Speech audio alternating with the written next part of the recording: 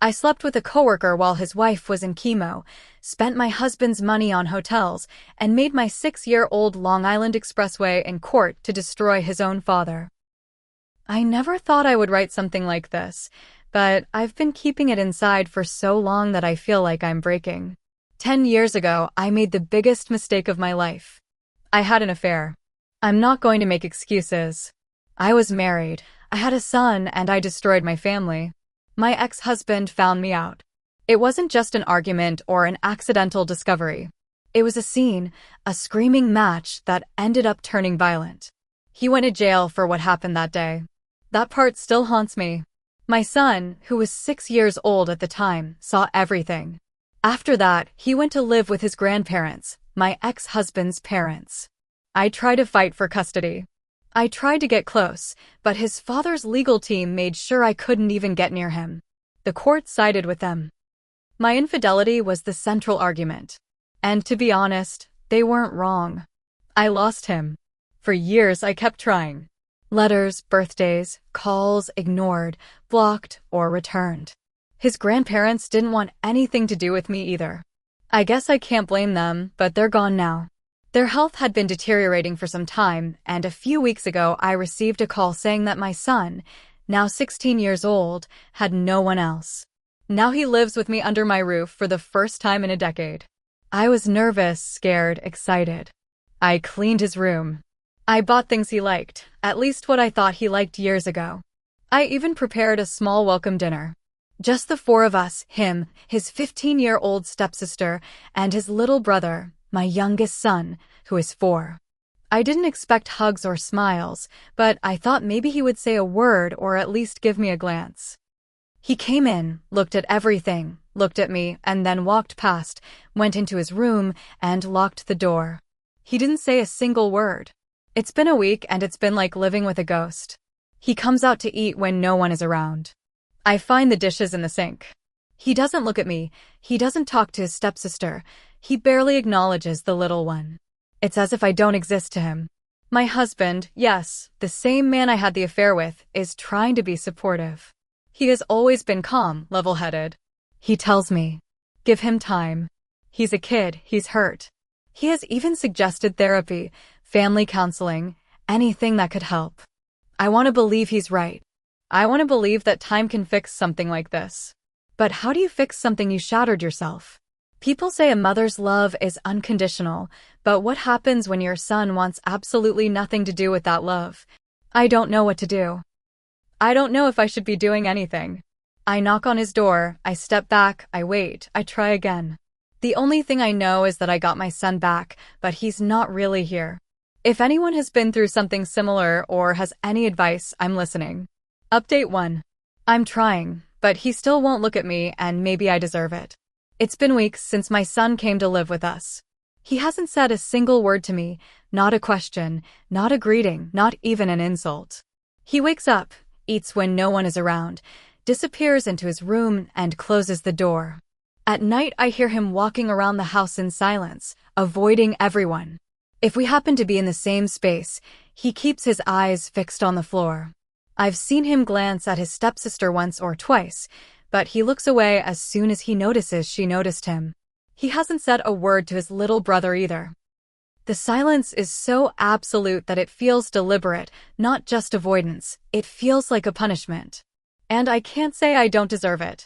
I've been silent for a long time, partly because no one wanted to hear my side of the story. And I get it. It's ugly, there's no way to soften it. I was married. My husband worked as a heavy machinery mechanic. He spent long periods away with exhausting shifts to support us.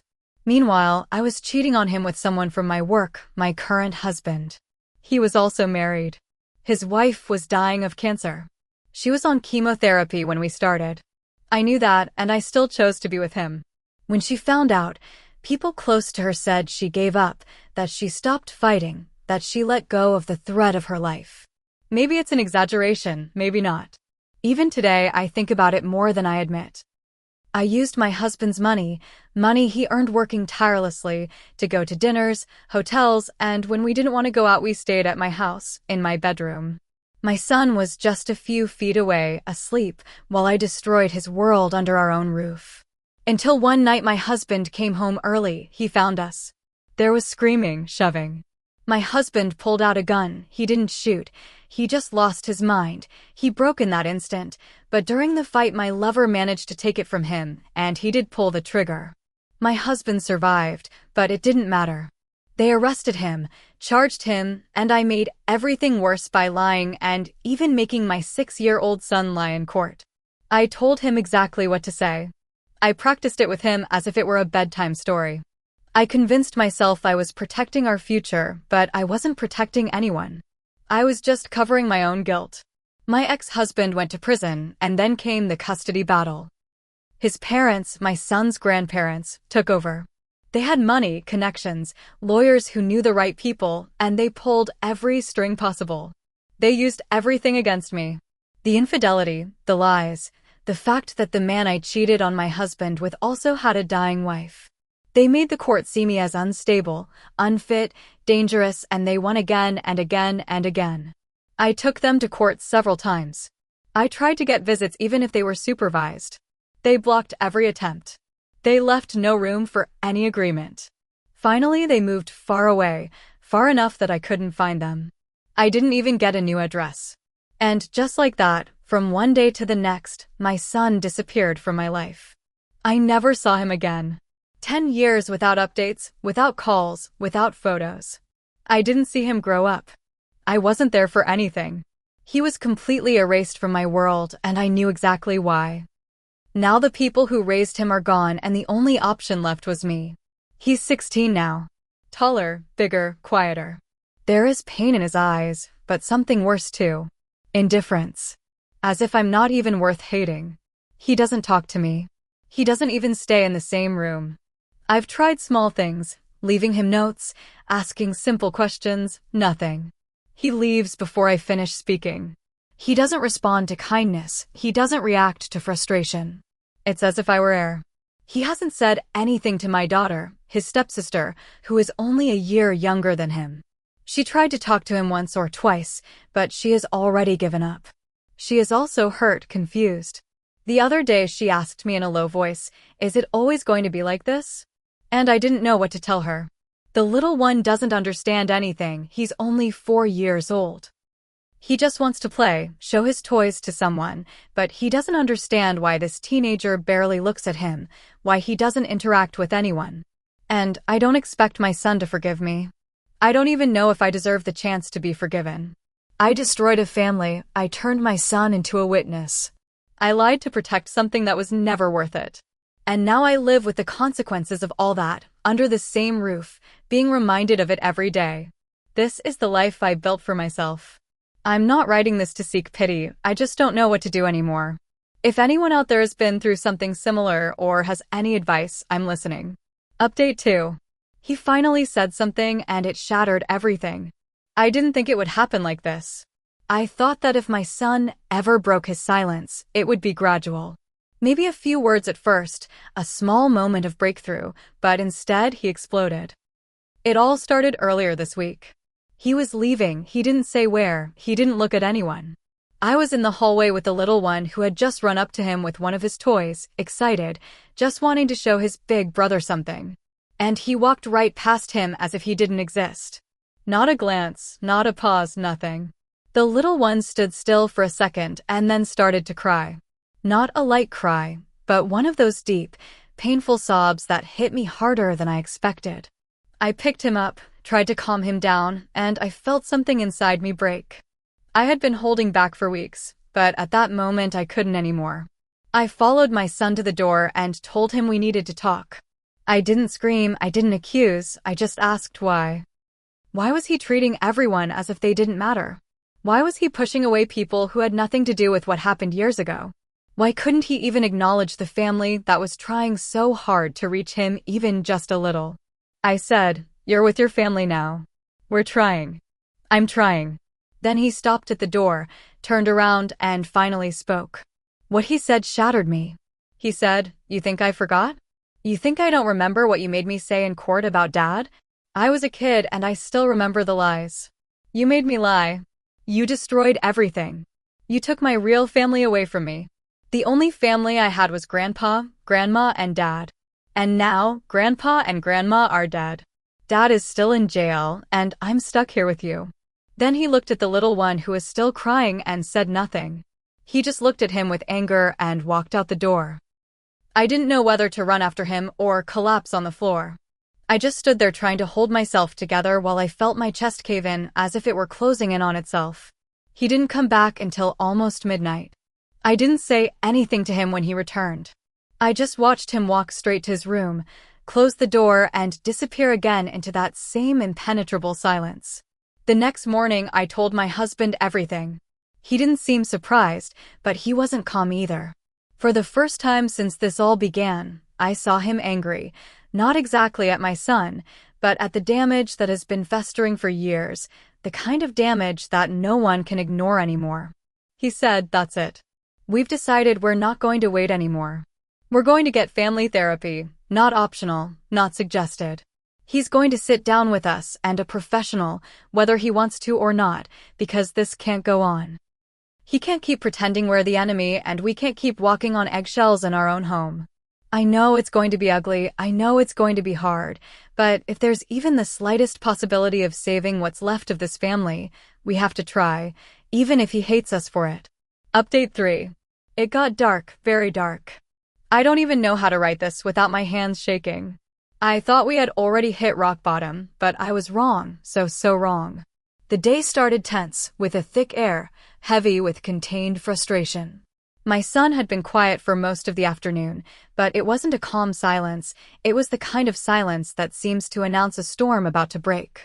I could see it in his eyes, that cold, distant look he always has when he feels trapped. We had mentioned therapy again. My husband and I had hoped that this time he would listen, that maybe he would give a little, but he flatly refused. No discussion, not the slightest intention of even considering it. My husband, clearly at his limit, finally spoke with a firmness that took me by surprise. "If you can't follow the rules of this house or at least try to be part of this family, then maybe you don't belong here," he said. It wasn't anger, it was exhaustion, pure frustration. That's when everything broke. My son exploded. He looked my husband straight in the eyes and said, "Fine, I'm leaving." His voice was disturbingly calm, cold, and firm, as if that moment had been building inside him for years, and he had finally decided to act. He began to pack his things in silence, moving with a deliberation that chilled me to the bone. Neither of us could stop him. The room felt frozen, as if time itself was holding its breath. Then, just before reaching the door, he stopped and turned back to us. What he said hit me like a punch, sharper and more brutal than anything I have ever heard in my life. "At least I'm not a monster like you sleeping with someone while your wife was dying of cancer." My husband's face transformed into pure fury. His body trembled with contained rage. He stood up, ready to explode, and I had to grab his arm to prevent the situation from getting completely out of control. But my son didn't flinch, no fear, no doubt, nothing. He looked directly at him and said, "What? Are you going to shoot me like you shot my dad? Or better yet, stab me this time and say again that it was in self-defense?" I felt the air disappear from my lungs. The silence after that was suffocating. The weight of the past, dark, violent, and raw, fell between us like a shadow. And then, my God, he walked to the kitchen with slow, deliberate steps. He opened a drawer, took out a small knife, and held it out to my husband. "Take it," he said. "Finish the job. You already took my family from me, so go all the way." My husband stood motionless.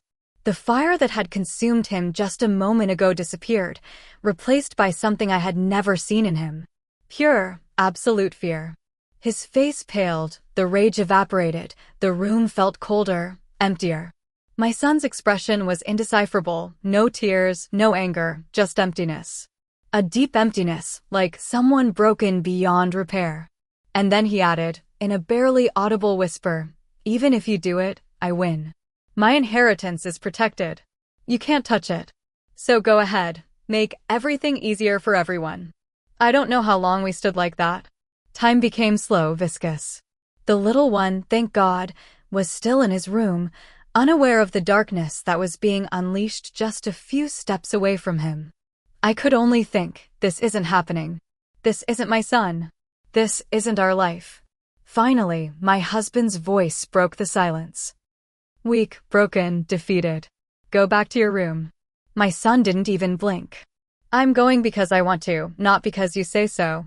He turned around, walked calmly, and the door slammed shut behind him as if sealing a coffin.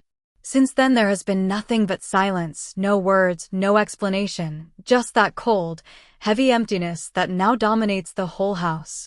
I'm terrified of what this darkness means for us, for him, for what little is left. I don't know how we're going to find the light again.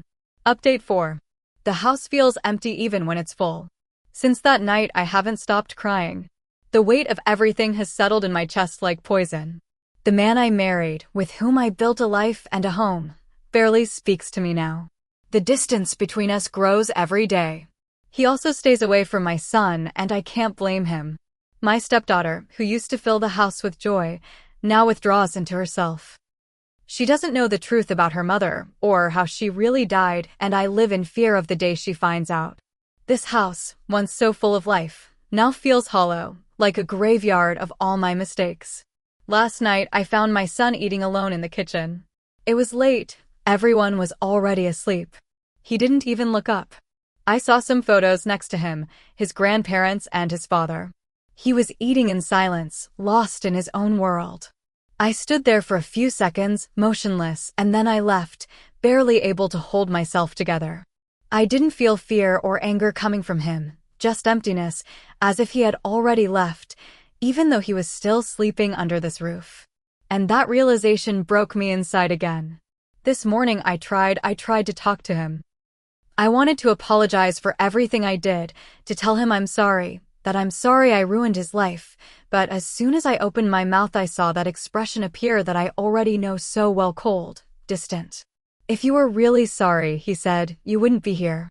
You wouldn't be sleeping with some guy in the house my dad worked his whole life to give us. He didn't shout, he didn't raise his voice, but every word was like a dagger. He told me that I stole everything from his father, his home, his childhood, that while I was playing at building a new life, his real family was slowly disappearing from his. And then he said something that turned my stomach. Every time my dad tried to get out on early release, they were there. Your husband, his parents, you think I don't know? They made sure he rotted in there. They took away every chance he had to rebuild his life, to see me. You didn't just ruin him, you made sure he stayed ruined. I couldn't speak. I didn't know he knew that. He told me he was only here because he had no other choice and that he would leave as soon as he could. He reminded me that his grandparents made sure that none of us could touch a cent of his inheritance, that all we were doing was waiting for him to turn 18 and leave. I begged him. I told him I didn't want money, that I just wanted him, that I wanted to get him back. He looked towards his little brother, who was in the other room, and said, "That's your son, your second chance. You threw me away like trash and built a perfect life on the pieces you left behind." Then he looked me straight in the eyes and said, "I hate being here. I hate all of you, and when I leave I'm going to make sure everyone knows what you did." I don't know what to say. I've already lost my son once, now I'm losing him again, and this time it feels final. Update 5. I think this is the end of everything. After what my son told me, I sat with it for a whole day in silence, sick with guilt. I couldn't sleep, I couldn't eat. Every time I looked at him, I saw everything I took from him, everything I allowed to happen. Eventually I told my husband, I repeated every word, about the inheritance, about being trapped here, about the parole hearings, about the hatred he carried towards us. He didn't shout. He just sat there with a vacant look, as if something inside him had also finally broken.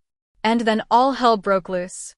We didn't realize that my stepdaughter was standing in the hallway entrance. She must have heard everything. Her eyes were red, wide open, with tears streaming down her face. She looked like a ghost. "Is it true?" she asked with a broken voice. "Mom, would she be alive if she hadn't found out about the affair?" My blood ran cold. I looked at my husband hoping he would say something, anything, to fix it. But he just looked away. She screamed. "So yes, it's true. She found out, and that's what killed her. He opened his mouth and all he said was it just happened. That was the moment everything fell apart. My stepdaughter's face contorted in pure anguish. "You're disgusting," she spat those words at her father. Then she turned to me with her eyes blazing. "And you're a monster. You killed my mother. You both killed her." I tried to explain, I tried to get closer, but she pushed me away, crying uncontrollably. And then my husband exploded. He shot up, rage emanating from every pore of his body. Without warning, he went straight to my son's room. I ran after him screaming, begging him to stop. But by the time I got to the door, it was too late. He was on top of my son, hitting him, kicking him, screaming at him. "You think you're better than me? You think you can destroy this family? You're a damn ungrateful brat." My son wasn't even fighting back. He was just there slumped on the floor, protecting his head with his arms. It was the most terrifying scene I have ever witnessed in my life. He didn't resist, he didn't scream, he didn't cry, he just endured it as if he expected it. I tried to pull my husband off, but he pushed me with such force that he slammed me against the wall. My son's face was covered in blood. One of his arms was bent at a grotesque angle, his feet twisted beneath him. I kept screaming, pleading, begging him to stop, and then everything went silent. My son lay motionless. At that moment, the siren started to wail. Someone must have called the police. Within minutes, officers broke down the door. They threw themselves on my husband, pinned him to the floor. He didn't resist, he just collapsed crying, looking at what he had done. The paramedics rushed in. I saw them struggle to find a pulse. They were shouting words I didn't understand, moving quickly, desperately. But I could only see the blood. My son was barely breathing, his body was shattered. They took him away on a stretcher and told me he was in critical condition. Severe internal bleeding, probable brain trauma, broken ribs, fractured limbs. I couldn't move. And then, as if that weren't enough, my sister arrived. She had heard everything from my stepdaughter, who had run to her house in crisis. She came in like a furious storm, screaming at me as soon as she crossed the threshold. "What the hell did you do? What the hell did you let happen?" I couldn't even answer. I was on the floor, covered in blood. His blood shaking. "You were supposed to protect him," she screamed. "That was your job. He trusted you." Then she turned to my husband, still restrained, pale, in shock. "You're a damn monster," she said. "You should rot for this." She told the police everything she knew about the past, about the lies, about the abuse, about everything. She told them to never let my son come near us again. And, honestly, I agreed. I deserve whatever is coming. My son is in a hospital bed fighting for his life. My husband is facing charges, my stepdaughter is gone and now knows the truth that we were the reason her mother died. My sister wants nothing to do with me, and I have destroyed absolutely everything. This house is no longer a home, it's a graveyard of lies, pain, and betrayals. I don't know if my son will survive, and I don't know if I want to survive this. Update 6. Everything is falling apart, and I deserve it. After the ambulance took my son and the police took my husband into custody, everything moved so fast I could barely breathe. I almost lost custody of my youngest son. Child Protective Services arrived immediately. They questioned me for hours. They took pictures of the blood, the broken furniture, of all the trauma embedded in the walls of this house. They saw a home in chaos. They allowed me to keep my youngest son for now. He was never in danger, but they weren't convinced this was a safe environment. They made it clear to me. One mistake and he's gone. My stepdaughter. She refused to come back. She is staying with my husband's cousin across town. She doesn't want to talk to me, she doesn't answer my messages, and I don't blame her. She found out the most horrific truth imaginable about us, and then saw the man she once called father try to beat her stepbrother to death. My husband is still in custody. They charged him with attempted murder. That's how serious it was. The doctor told me that if the paramedics had arrived 1 minute later, my son would have gone into cardiac arrest from the internal bleeding. I got to speak to my husband once. He was behind glass, handcuffed, with bloodshot eyes. He didn't cry, he didn't shout, he just whispered, "I'm sorry, I lost my temper." And that's when reality hit me. Everything we built was raised on the suffering of the people we destroyed. The happy family photos, the new house, the parties together, all propped up on pain, lies, and betrayal. And now it's all collapsing. My son is still in the ICU. I tried to visit him, just to see him, just to hold his hand, but hospital security stopped me. Apparently my sister filed for emergency custody, and she came prepared. She not only hired a lawyer, she hired Daniel, a relentless attorney, from one of the most respected firms in the city. They revoked my access. The nurses looked at me with pity, the guards wouldn't even look me in the eye. And then I got a call from a number I hadn't seen in years. My ex-husband, the man I once loved, the man I betrayed, the man I helped put in prison. His voice was cold, silent, lethal. "I swear to God," he said, "if my son dies because of what you let happen, I will make sure that you and that bastard you married suffer every day for the rest of your lives." And he hung up. I had never felt such fear, not even when my son took the knife out of the drawer, not even when I saw his broken body on the floor. This was different. This was final. I don't know what comes next, but I do know one thing. I have lost everything. And if my son doesn't survive, then I deserve everything that is coming. Update 7. Everything is gone. The only thing left is me. Months have passed, and I can barely function. Every day feels like I'm trapped underwater, watching my life rot from the inside while I remain paralyzed, unable to stop anything. My stepdaughter came only once, not to talk, not to see how I was, only to pack her things. She didn't say a word, not a glance. She walked past me as if I were invisible, as if everything we had lived through together meant absolutely nothing. And maybe for her it no longer means anything. As for my husband, he's still in jail, or what's left of him. Weeks ago, other inmates beat him brutally. They had to move him to protective custody, to complete isolation. He doesn't even belong to the general population anymore. He's just a ghost locked in a concrete box. His life completely destroyed.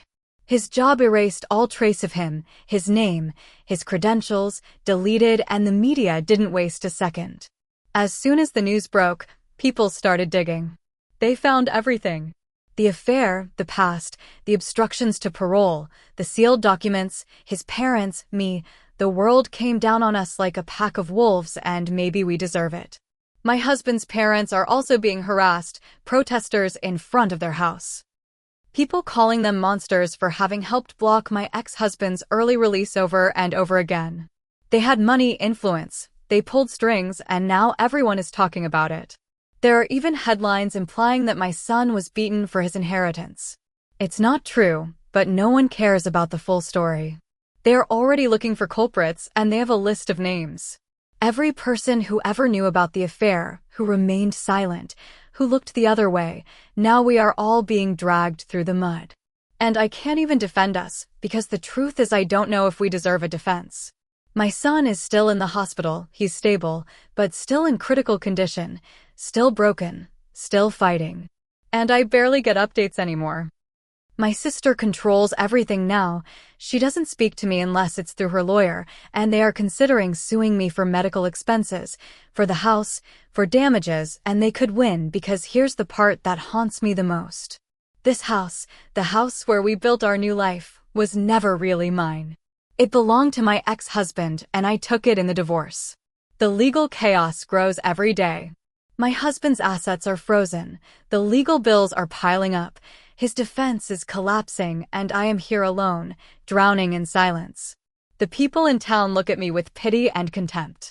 Some whisper, others watch, others avoid me as if I were a plague. But none of that matters, because every night I go to sleep knowing one thing. I destroyed a child's life, and now the whole world knows it too. Update 8. The cracks are appearing, and the truth is forcing its way through. After the public outrage over what happened to my son, everything is starting to fall apart. And not just for me, but for everyone who helped bury the truth. My ex-husband's case has been officially reopened. For years I lived with the guilt of what I knew, of what I allowed. But now the public is demanding answers, and investigators are reviewing the original case. They have found serious inconsistencies from the police department to the district attorney's office. Everything we thought we had gotten away with is coming to light. My husband's family is in a panic. They have been pulling strings behind the scenes, threats, pressure, calls to old acquaintances in powerful positions. But this time it's not working because of what they did to my son, because of how brutal it was, because the public saw his shattered body and the hell he endured. Now they are watching everything and people are no longer silent. A lawyer named Steve got involved to help my son, but he is also going after the old case. He is putting the pieces together, the lies, the manipulation, the people who knew and stayed silent, including me. My husband's family tried to prevent the court from allowing my ex-husband to see his son. They filed emergency motions, hired a crisis firm, called in favors, but they failed because the judge granted my ex special permission to visit our son in the hospital. I was not allowed to be there, but I heard what happened. When he saw our son connected to machines, bandaged and barely conscious, he broke down.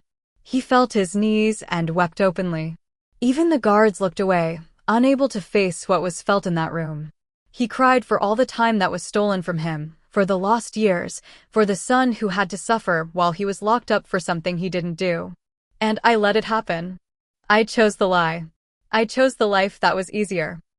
I convinced myself it was justified. Now everything is collapsing.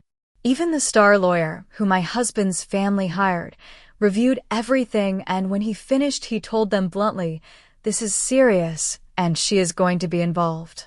He was referring to me. I know what's coming. The life I built, the illusion I fought to protect, was built on the ruins of the people we destroyed, and maybe now I have to face it. Maybe this is justice.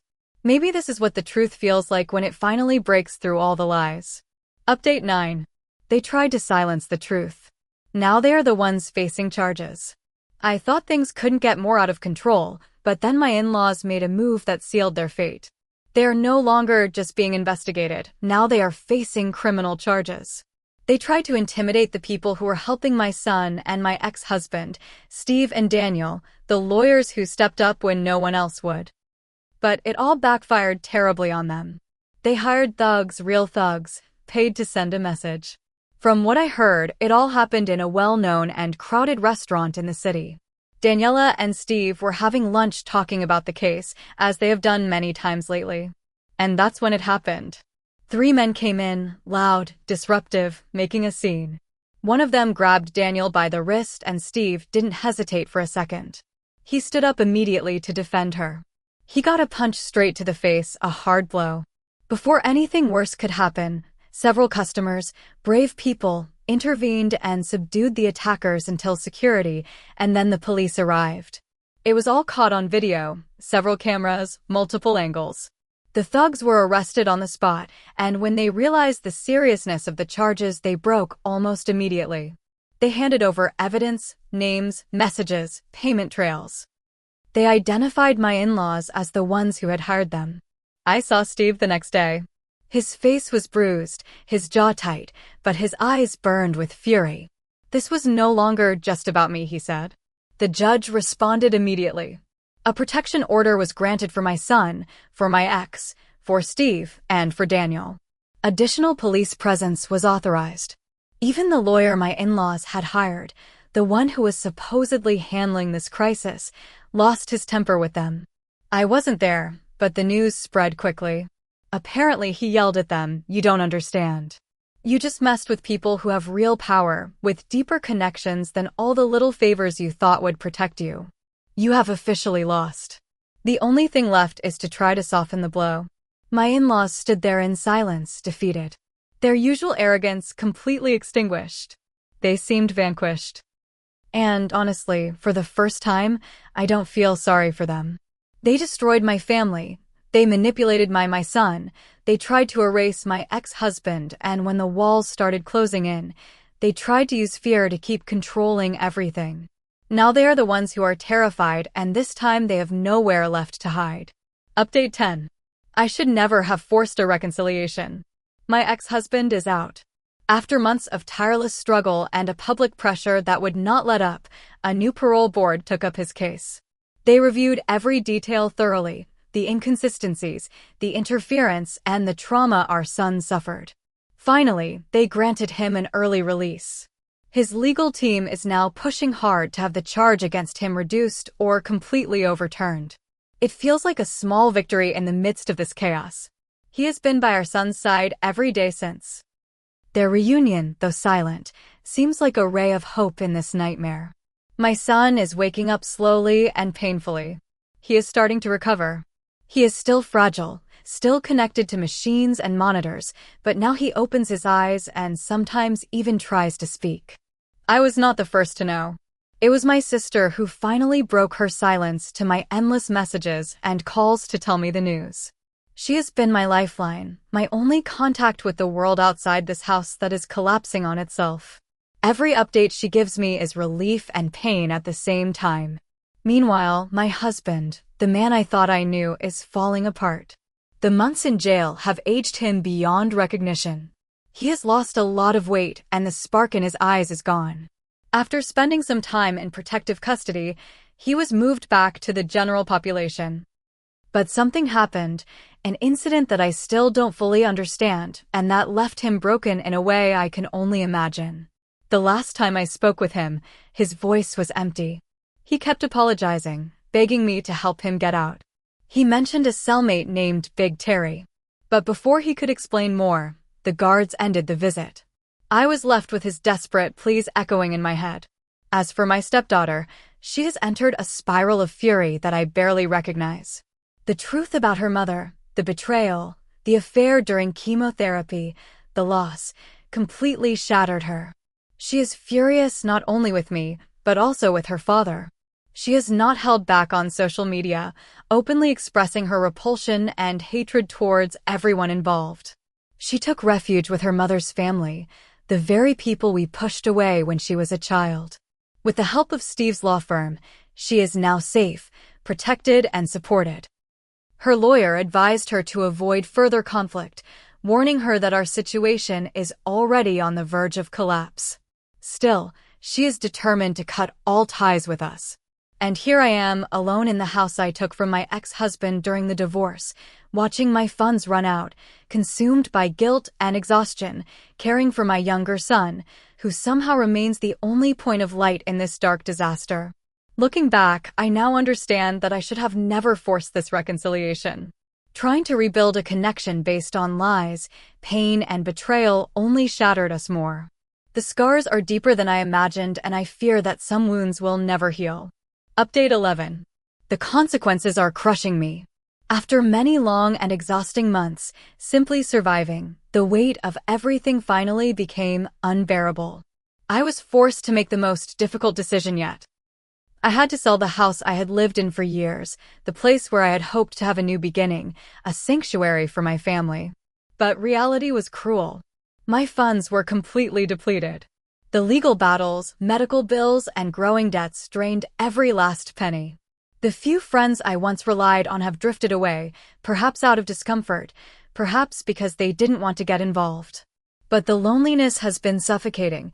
Even what was left of my family has distanced themselves, no doubt, to avoid getting caught in the middle of this storm. I am isolated, trying to care for my youngest son alone, carrying heavy responsibilities, with very little support. The trial against my husband has been brutal, both emotionally and physically. It has dragged on much longer than I imagined. A torturous process that wears down any glimmer of hope. Our lawyer has done his best to delay proceedings, to find legal loopholes that would give us breathing room, but it was inevitable. The truth had to come out. Meanwhile, my in-laws, once untouchable due to their influence and connections, have finally been charged as well. The repercussion of my ex-husband's case has spread like an uncontrolled fire. Several people connected to his life, colleagues, partners, even some who helped manipulate the legal system, have lost their jobs or are facing investigations. No one is immune anymore. Steve and Daniel have been relentless. Their commitment has been extraordinary. Despite everything, they waived their fees. They even arranged for personal security to protect my son and my ex-husband. The threats and intimidation attempts they faced made it clear how dangerous this had all become. Their presence has been a shield in the midst of the chaos. When I was called to testify, I felt the weight of all the eyes in the room, but nothing I said held up. Every explanation, Every plea was dismantled piece by piece. The humiliation was unbearable. I tried to express that I only wanted to repair my relationship with my son, that I never wanted things to get to this point. But Daniel was relentless in his cross-examination. He made it clear that my actions, my arrogance, and my refusal to respect my son's boundaries almost cost him his life. That my denial, along with my husband's violence, was the catalyst for all of this. My husband spoke very little during the trial. He seemed broken, a shadow of the man he once was. Our lawyer requested that he be moved again, away from the general prison population. There were rumors that he was being mistreated there, that they were treating him like a woman in prison. A claim that was quickly dismissed for lack of evidence. Still, the judge granted the transfer presumably for his safety. As for my in-laws, despite their crimes, their advanced age and deteriorating health earned them suspended sentences. A small mercy for some, but for me it left a bitter taste. Justice felt unequal, and it's hard to accept that those who helped orchestrate so much pain got off relatively unscathed. This whole ordeal has shattered every illusion I had about family, loyalty, and justice. What I thought would be a chance to rebuild turned into a nightmare I can't wake up from. Final update. More than a year later, nothing is the same. It's been more than a year since everything started to fall apart and my life is completely in pieces. The trial finally came to an end. Their lawyer fought tooth and nail to prevent my son from testifying, but the judge saw through it and allowed him to take the stand. Seeing him walk up there, fragile but determined, broke something inside me. For almost 30 minutes, he told his side of the story with a strength I never imagined he had. He explained how, as just a child, he was manipulated and forced to lie out of fear, a burden no child should have to bear. He spoke with gratitude of his grandparents, who were his true protectors, his only family for so many years. They fought tirelessly to keep him safe and protect him from everything that was happening around him. He shared how he maintained constant communication with his father while he was incarcerated, how much he missed him every day, and how deeply he resented me for destroying his dad's life. My son told the court that he only moved in with me after his grandparents passed away. A transition that left him feeling uprooted and betrayed. In the courtroom, he held up the photos he had kept, images of him with his father and his grandparents, happy moments that seemed from another life. Those photos said more than any words. They showed a family that once existed, a childhood that was stolen from him. His testimony was honest and heartbreaking. He described how he just wanted to leave, to escape the pain and the suffocating environment, but before he could, he was brutally attacked, the moment that almost took his life and that finished destroying everything. That testimony was what finally tipped the scales. Everyone could see that the case was lost for the defendant. Both my husband and my ex-husband were present that day. Seeing both men, each broken and empty in their own way, was the cruelest reminder of all that we had lost. The judge handed down a sentence of 13 years in prison. The charges were reduced to aggravated assault, partly due to his lawyer's tireless work, but still the sentence was harsh and ultimately just. When my son's grandparents passed away, my sister tried to get custody of him. She was furious when she discovered he was being forced to move in with me. She believed it wasn't what was best for him. She fought with everything, but after a legal battle she failed. And I remained his legal guardian despite all the difficulties. Now my son is in intensive physical therapy. The road to recovery is long and painful, but he is fighting with everything he has. He is surrounded by a growing network of support, friends, therapists, advocates, all wishing to see him heal and move forward. I have checked his social media from time to time. It's obvious that he is surrounded by people who love and support him. Even Steve and Daniel have been there celebrating every step of his progress. It's a small light in the middle of this long, dark road. As for me, I have been forced to start from scratch. I moved into a small, cramped one-bedroom apartment, working long hours at a gas station just to survive and cover the basics. It's a far cry from the life I once imagined for us. A painful reminder of all that was lost. I also recently learned that my stepdaughter legally changed her last name to her biological mother's. It's a decision I understand given the circumstances, but it's another wound. Another reminder of the family I destroyed. Every day, my youngest son asks me why we had to leave our house, why everything changed so drastically. I have no answers that can soothe his pain, only empty promises that I'm trying to make things better. Now that I look back, I see the full magnitude of what was destroyed, of what I destroyed. There is still no forgiveness, no peace. Just a long and difficult road ahead, and I have no answers that can heal his pain. Only the hope, minimal, faint, that one day I can repair, even a part of the damage.